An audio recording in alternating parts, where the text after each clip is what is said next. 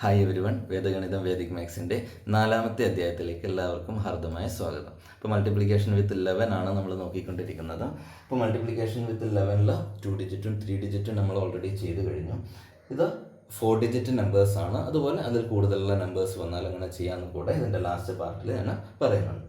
ഇപ്പോൾ 1 2 3 4 അല്ലെങ്കിൽ 1234 into 11 4 digit number into 11, അതുപോലെ 4 digit number into 11 method same ആണ്. ശ്രദ്ധിച്ചിരുന്നു കഴിഞ്ഞാൽ നമുക്ക് മെൻ്റൽ കാൽക്കുലേഷൻ വഴി വെച്ച് തന്നെ ആൻസർ കണ്ടുപിടിക്കാൻ പറ്റും. ഇവിടെ ഇപ്പോൾ വരുന്നത് ഫസ്റ്റ് ഡിജിറ്റ് അല്ലെങ്കിൽ നമ്മൾ ആദ്യം ചെയ്ത മെത്തേഡ് തന്നെ 3 ഡിജിറ്റ് ആണെങ്കിലും 2 ഡിജിറ്റ് ആണെങ്കിലും യൂണിറ്റ് പ്ലേസ് അതുപോലെ എഴുതുന്നു. 4 തന്നെ. നെക്സ്റ്റ് ചെയ്യേണ്ടത് അഡ്ജസൻറ്റ് നമ്പേഴ്സ് തമ്മിൽ ആഡ് ചെയ്യുക.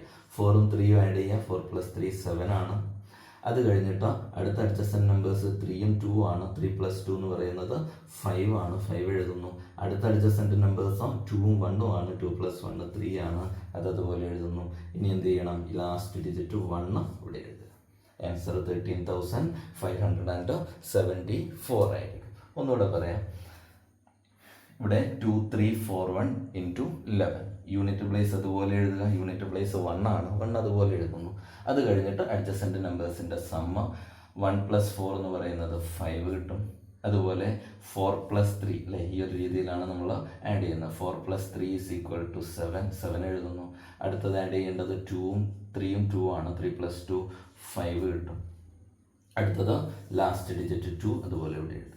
ആൻസർ 25,751. ഇത്ര സിമ്പിളായിട്ടാണ് ഈ ഒരു മെത്തേഡൊക്കെ യൂസ് ചെയ്യുമ്പോൾ നമുക്ക് ആൻസർ കിട്ടുന്നത്. അപ്പോൾ ഇങ്ങനെ ആൻസർ കിട്ടുമ്പോൾ കുട്ടികൾക്ക് എന്ത് ചെയ്യും? കുറച്ചുകൂടി ഇൻട്രസ്റ്റ് വരും നമുക്ക് പ്രോബ്ലം ചെയ്യാൻ വേണ്ടിയിട്ടും. അല്ലെങ്കിൽ മാത്സിൽ കുറച്ച് പിറകോട്ടുള്ള കുട്ടികൾക്കും ഇങ്ങനെയുള്ള പെട്ടെന്ന് ആൻസർ കിട്ടുമ്പോൾ കുറച്ചുകൂടി ഇൻട്രസ്റ്റ് വരും. അതിനൊക്കെ വേണ്ടിയിട്ടാണ് കൂടുതലായിട്ടും വേദിക് മാത്സ് ടെക്നിക്കുകൾ നമ്മൾ യൂസ് ചെയ്യുന്നത്.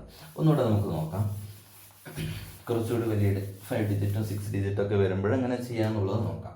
ഇപ്പോൾ ഇവിടെ 1 2 3 5 2 ഇൻറ്റു 11 സെയിം മെത്തേഡ് തന്നെ പെട്ടെന്ന് ചെയ്യാം.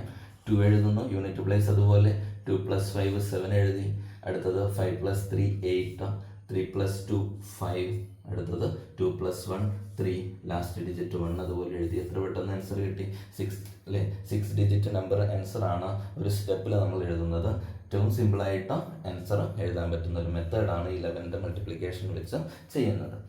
നമുക്ക് വലിയൊരു നമ്പർ നോക്കാം. വലിയൊരു ഡിജിറ്റ് നമ്പർ കൂടെ ചെയ്തിട്ട് ആ ഒരു മെത്തേഡ് കൂടി പഠിച്ചു കഴിഞ്ഞാൽ നിങ്ങൾക്ക് ഏത് നമ്പർ വന്നു കഴിഞ്ഞാലും മൾട്ടിപ്ലിക്കേഷൻ വിത്ത് 11 ആണെങ്കിൽ പെട്ടെന്ന് തന്നെ ആൻസർ കണ്ടുപിടിക്കാൻ പറ്റും. 1 2 3 1 2 3 1 2 ഇൻറ്റു 11 സിമ്പിളായിട്ടുള്ള നമ്പേഴ്സ് എടുക്കുന്നത് നിങ്ങൾക്ക് മനസ്സിലാകാൻ വേണ്ടിയിട്ടാണ്. പ്രാക്ടീസ് ചെയ്യുമ്പോൾ കുറച്ചുകൂടെ വലിയ നമ്പേഴ്സൊക്കെ എടുത്തിട്ട് ബാലൻസ് ഒക്കെ വരുന്ന ക്യാരി ഓവറൊക്കെ വരുന്ന നമ്പേഴ്സ് എടുത്തിട്ട് ചെയ്ത് ഒന്ന് പ്രാക്ടീസ് ചെയ്ത് നോക്കുക. അപ്പോൾ സിമ്പിളായിട്ട് ആൻസർ കണ്ടുപിടിക്കാൻ പറ്റും. ഫസ്റ്റ് യൂണിറ്റ് പ്ലേസ് അതുപോലെ എഴുതുന്നു. 2 എഴുതി. അടുത്തത് 2 + 1 ആണ് അല്ലേ. നമ്മൾ ഇങ്ങനെ ഒരു ആരോ മാർക്കൊക്കെ ഇട്ട് കഴിഞ്ഞാൽ നമുക്ക് പെട്ടെന്ന് ചെയ്യാൻ അത് മനസ്സിലാക്കാൻ പറ്റും ഏതാണ് നമ്മൾ ആഡ് ചെയ്യേണ്ടത്. 2 + 1 3 ആണ്. അടുത്തത് 3 + അല്ലേ 1 + 3 1 + 3 4 ആണ്.